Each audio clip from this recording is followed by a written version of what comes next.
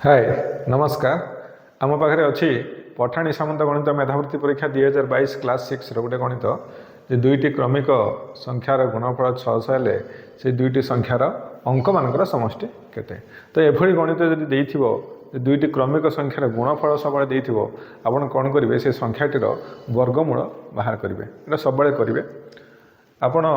जदि एलजेब्रा पकेबे षष्ठ श्रेणी पिला गोटे एलजेब्रा करें ना तेणु ऐकिक धारा ही आपड़ चेष्टा करेंगे संख्याटीर वर्गमूल बाहर करेंगे आसतु वर्गमूल देखा आमर ये संख्याटी देती 600 को आम वर्गमूल एमती काढ़ा 2 4 2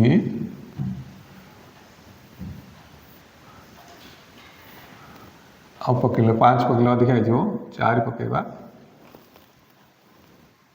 1 7 6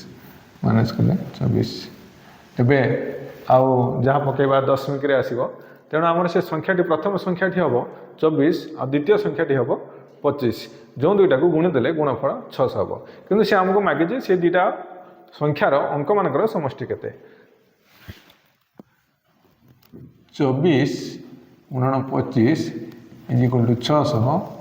संख्या दुईटा आम पाई जाइए तेणु तार अंक मान को मिसई दबा